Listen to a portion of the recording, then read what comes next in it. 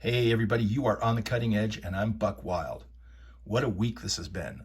I don't know how many of you took the time to watch the 24 minutes of Biden's Moloch speech, but it's just a taste of what we'll be dealing with if the Democrats get any more power in November. We have more lies from the White House spokesperson, and the Taliban thumbs their nose at Biden. So buckle up, let's get into the news.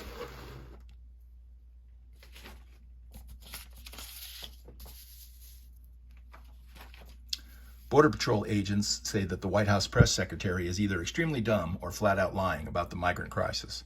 I don't know, why not both? Karine Jean-Pierre said that it's not like migrants are just walking across the southern border.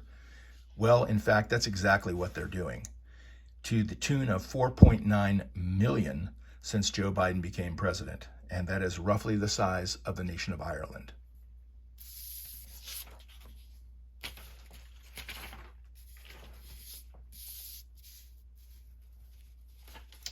The Taliban just celebrated the one-year anniversary of our withdrawal by having a nice parade with the billions of dollars worth of military weaponry, including helicopters, that we left there.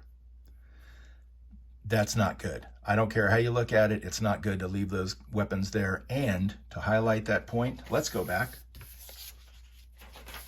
to Joe Biden in 2007. He told these people at a rally when he was running for president, you leave those weapons behind in the Middle East and they're going to be used against your grandchild. Well, Joe, they did get left behind. You left them behind. And if they're used against our people, it's on you.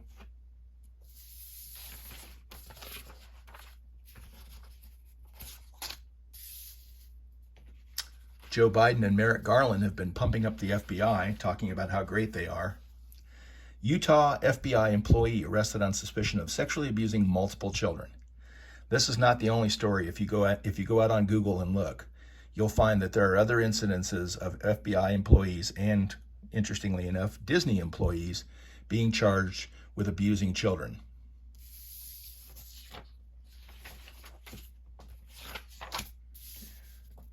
So this was an interesting story. This is from normanfenton.com.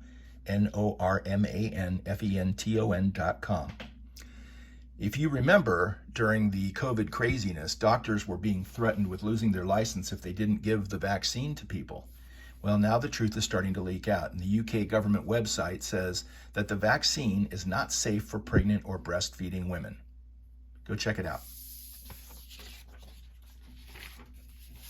Finally, again, during the COVID craziness, you had this CNN analyst, Lena Wen, who said basically that if people want to be allowed back into society, they should be forced to get vaccinated and they should be forced to wear masks.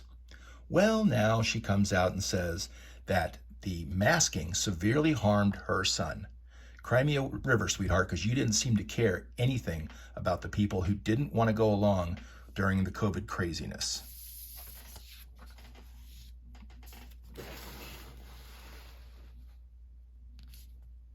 I know that this one was a little fast. I've got a couple of other irons in the fire. We are still going through the book of James at my church, and I'm working really hard to follow the guidelines in chapter 3.